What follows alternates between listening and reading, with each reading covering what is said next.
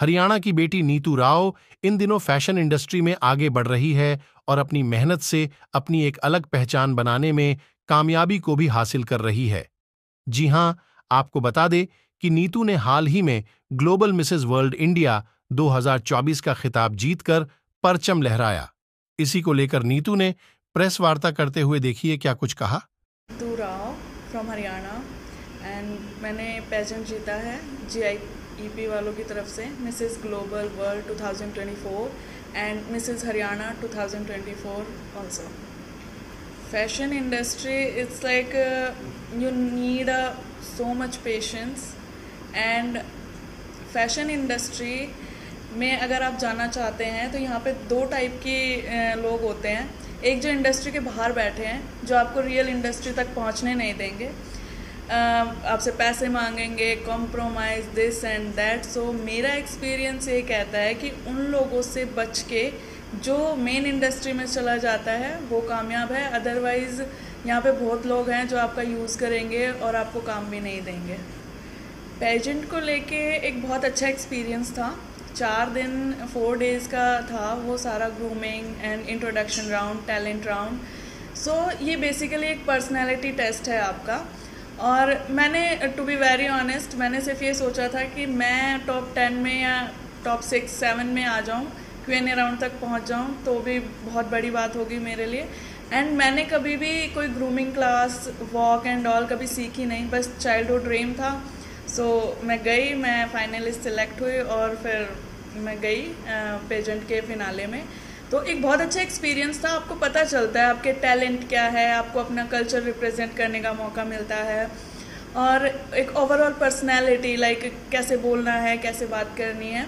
सो बहुत कुछ सीखने को मिलता है ऑफ कोर्स। और जो जीत जाते हैं वो उनकी लाइफ बनती है, ऑफ कोर्स उनको चांस मिलता है। बहुत नहीं भी बनती है वो भी बहुत कुछ सीख के जाते हैं और वो भी लाइफ में आगे बढ़ते हैं, क्योंकि वहाँ सीखने को बहुत कुछ मिलता है। GIEP वालों का जो बिहेवियर था काफ़ी अच्छा था एंड ऐसी कोई प्रॉब्लम हुई नहीं। बट हाँ ठीक है, हैट्रिक था, मेहनत करनी पड़ती है, आपको अपने आप को प्रूव करना पड़ता है। और जब उन्होंने बोला दैट द विनर इज़ 115 मेरा टैग नंबर है, सो मैं शॉक हो गई थी एंड वो मेरे लिए बहुत बड़ी बात थी, क्योंकि दिस इज़ लाइक मैंने सोचा भी नहीं था। सो आई एम वेरी ग्लैड। मैं जब यहाँ आई थी, मतलब उस पेजेंट का मैंने ऑडिशन दिया था, देन माय हस्बैंड, मेरे मम्मा पापा ने तो कभी सपोर्ट किया नहीं इस फील्ड के लिए। फिर I got married at the age of 16 and चीज़ें चली। 10 साल तक मैंने काफ़ी सारी चीज़ें की, like stitching and English teacher, this that, primary teacher and all. But मुझे हमेशा से इस फील्ड में आना था। बट आफ्टर 10 ईयर्स जब मैं यहाँ आई और मैं ऑडिशन में सिलेक्ट हो गई, देन मेरे हस्बैंड को लगा कि अच्छा ठीक है, फ़ाइन, ये कर सकती है तो इसको एक मौका देना ज़रूरी है। और जब मैं जीती तो अब सपोर्ट है, पूरी फैमिली को लगा कि हाँ ठीक है ये कर सकती है। हाँ, हार जाती या फिर नहीं जीतती तो मैं कह नहीं सकती कोई मुझे सपोर्ट करता है नहीं करता, बट मैंने खुद को प्रूव किया। तो हाँ, आज है, सबकी सपोर्ट है, स्पेशली मेरी बेटी और मेरे हस्बैंड की सबसे ज़्यादा। अभी लाइक मैंने सिर्फ नॉर्मल शूट्स किए हैं एंड ज़्यादा टाइम हुआ नहीं है, it's like 4 months and all. तो shoot, normal photo shoots and runway walk and all. But offers आते हैं बट मैं काम नहीं करना चाहती पैसे दे के किसी को। सो वो लोग चाहते हैं मैं उनको पे करूं 1.5 लाख 2 लाख, सो वो मैं नहीं कर सकती, ना मुझे ऐसा काम चाहिए। हाँ, वेब सीरीज़ का ऑफ़र आया है और मैं जाना चाहूँगी। ऑफ कोर्स मैं बॉलीवुड में काम करना चाहती हूँ, सॉन्ग्स में काम करना चाहती हूँ, हरियाणवी सॉन्ग्स में भी काम करना चाहूँगी, क्योंकि मैं हरियाणा से हूँ तो अपना कल्चर ज़रूर रिप्रेजेंट करना चाहूँगी और उसमें आगे बढ़ना चाहूँगी।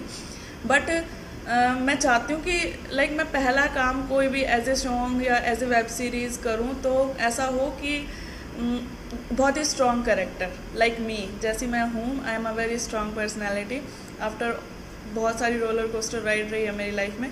सो मुझे उस तरीके का काम चाहिए और जिस दिन मिलेगा उस दिन मैं ज़रूर करना चाहूँगी। आइडल इज़ लाइक हरियाणा में अगर मैं कहूँ तो इट्स प्रांजल दहिया।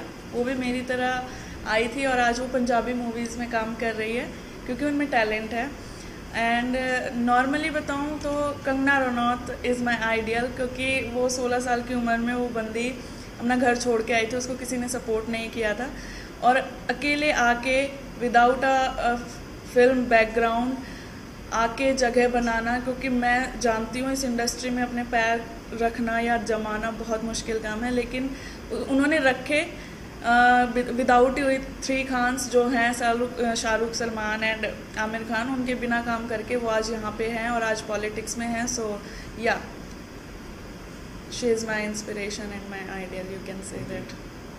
देखो मेरे को भी सपोर्ट ऐसे ही नहीं मिला था, टू बी वेरी ऑनेस्ट. लड़ना पड़ता है, खुद के लिए वक्त निकालना पड़ता है.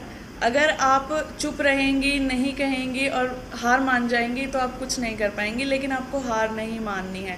अगर आपको लगता है सच में कि आप कर सकती हैं, नॉट जस्ट बिकॉज आजकल हर कोई फेमस होना चाहता है, सोशल मीडिया पे आना चाहता है हर कोई, चाहे उसका प्रोफेशन कुछ भी हो, फेम के लिए. लेकिन कुछ लोग ऐसे हैं जो बने ही इस चीज़ के लिए हैं, जो बचपन से उनमें डांस का टैलेंट है, जो स्क्रीन पे आना चाहते हैं. तो मैं उनके पेरेंट्स को भी ये कहूँगी कि आपको लगता है कि हाँ वो डेस्परेटली चाहता है और वो कुछ और नहीं कर पा रहा है, या हस्बैंड्स को कहना चाहूँगी कि उनकी वाइफ प्लीज़ उनको जीने दे, उनको एक मौका दे प्रूव करने का, एटलीस्ट एक, और वो डिज़र्व करती हैं, क्योंकि वो इतना कुछ करती हैं सबके लिए, तो एक मौका तो डिज़र्व करती हैं. और महिलाओं को कभी हार नहीं माननी, नेवर. देखो डिप्रेशन, हाँ बिल्कुल मैं समझ सकती हूँ, उदास होता है इंसान. अगर नहीं बन पाती, मैं भी उदास होती हूँ, वो एक ह्यूमन नेचर है. लेकिन ये मत सोचिए कि आप में काबिलियत नहीं थी. अगर आप में काबिलियत ना होती तो आप फिनाले तक भी ना पहुँचते, और जो फिनाले तक भी नहीं पहुँचते ज़रूरी नहीं है कि वो भी काबिल नहीं है. क्योंकि मेरा खुद का, मेरी ज़िंदगी का एक्सपीरियंस है कि किस्मत से ज़्यादा और वक्त से पहले हमें कुछ नहीं मिलता. सो शायद आपकी ज़िंदगी में, आपकी लाइफ में थोड़ा सा और स्ट्रगल करना बाकी है, सो आप कीजिए और हताश मत होना कि हमने ये किया बट हम कुछ कर नहीं पाए. You will if you can. मैं बहुत ही स्ट्रॉन्ग लेडी के रूप में वेब सीरीज़, मूवीज़ करना चाहूँगी जिनका रोल ऐसा हो कि जो मेरी ज़िंदगी से भी कहीं ना कहीं मैच खाता हो, कि एक औरत को ज़रूरी नहीं है कि ज़िंदा रहने के लिए, आगे बढ़ने के लिए एक आदमी की ज़रूरत हो, या वो अकेले कुछ नहीं कर सकती. वुमेन बहुत स्ट्रांग होती है. और आजकल चल रहा है कि मेल फीमेल प्लीज़ इक्वल करो. नहीं, फीमेल्स ऑलरेडी बहुत ऊपर है आदमियों से, बिकॉज वो सारी चीज़ें कर सकती है जो एक आदमी नहीं कर सकता.